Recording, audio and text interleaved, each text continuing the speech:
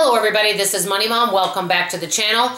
Today's video is it really an emergency? Let's get started and talk about it. I feel with everything that's been going on in my life lately, with things breaking down, I feel this is a timely topic, and I know it is so relatable to all of you. An emergency is an unexpected expense, but you can have different variables that come with it, and what one person considers an emergency, someone else feels they can wait on it. How do you know the difference? Well, that's up to each individual person to decide that, but lately I've had some things break down, such as my dishwasher and my stove. But to be totally truthful, I don't consider those emergencies because I can live without those items. What would I consider an emergency? I would say for me, if my hot water heater, I had no water, or my plumbing went out and I had some severe blockages, those to me would be severe emergencies that I need taken care of right away. For example, my husband takes me to and from my demos. If we had a couple bald tires or some issues with the brakes going out, I would consider that an emergency. So that's the thing that I think each of us have to decide for us. I don't know about you guys. I can get overwhelmed with all of this. I've mentioned this before on this channel. There's a huge difference between an extreme emergency or something that's a need, but you can wait on it.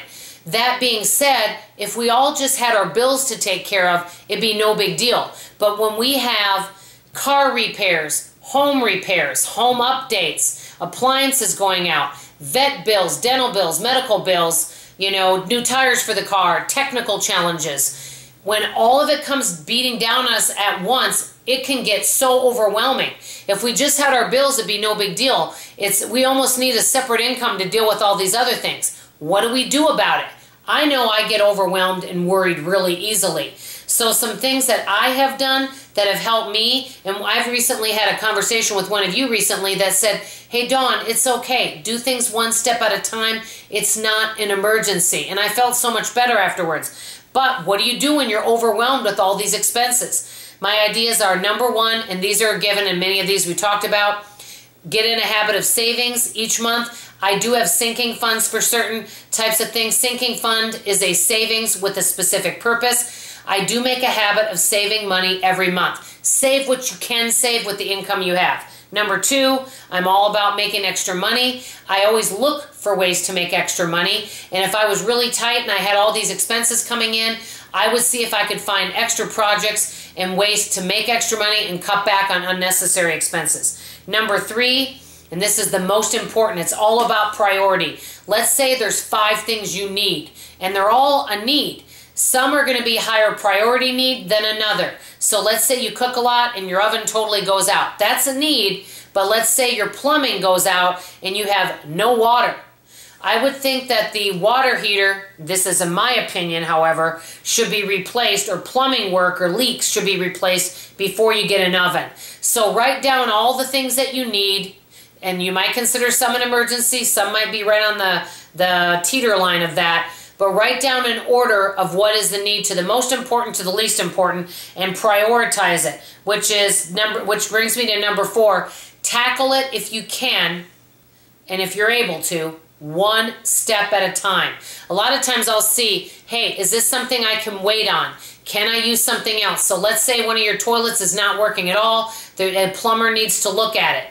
Do you have another bathroom you can use until you budget getting that toilet fixed? That's something of that nature. So basically tackle things one at a time. Number 5, many of you may disagree with this, especially the debt-free community.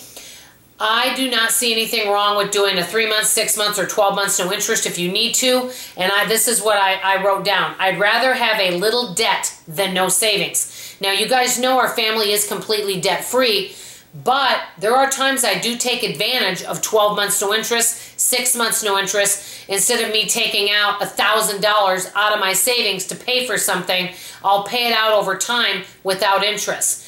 However, last time I bought my oven, I did not do that because I had a choice of 12 months no interest, but it was going to cost $100 more, or pay for it cash and then I get a $100 discount. I went with the $100 discount. So I don't always take advantage, but there's a lot of times I take advantage of 12 months no interest rather than wiping out my savings. So these are just some things. Like I said, guys, What one person considers an emergency, somebody else wouldn't. And what an emergency looks like to you can be very different than what it looks like to me.